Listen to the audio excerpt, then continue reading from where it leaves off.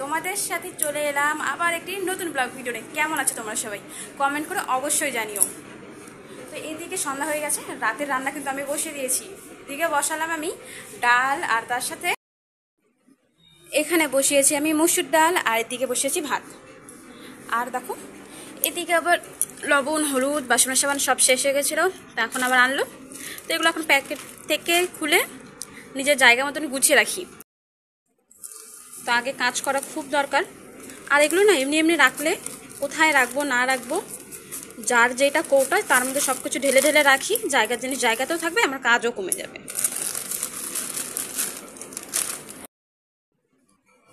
একটা সংসারে কিন্তু অনেক কিছুই দরকার হয়, তো এই জিনিসগুলো একটু একটু করে আনতে হয় আমাদের, আর কি একবারে আনা হয় না।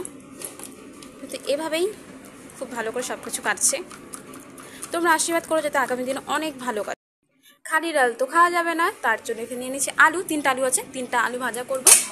3টা আলু অনেক কম হয়ে যাবে, তার জন্য এর মধ্যে আমি দিয়ে দেবো আরও 3টা পেঁয়াজ। একটা পেঁয়াজ দৌড়ে দৌড়ে আবার কোথায় চলে যাচ্ছে, এদিকে আয়। তো তারাও তোমাদের দেখায় আমার মিনি কি করছে। দেখো এখন ঘুমাচ্ছে, রাত হলে জাগনা হবে আর দৌড়াদৌড়ি করবে পুরা এই ঘর ওই ঘর উঠান। মিনি মিনি উঠবে না, বহুত ঘুম দিছে, বহুত ঘুম।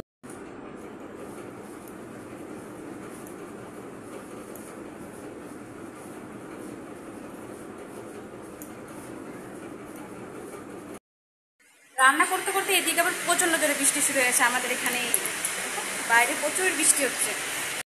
এদিকে কিন্তু হচ্ছে আমার আলু ভাজা, ডালটা সম্বাদ দিয়ে দিয়েছি, আর এদিকে মাখা করব, আলু মাখা। তো কারো আলু ভাজা পছন্দ হয়, তো কারো মাখা, তার জন্য দুটাই করছি, যাতে দুজনেরই ভালো লাগে, কারো মন খারাপ না হয় তার জন্য, কারণ সবারটাই আমাদের দেখা উচিত।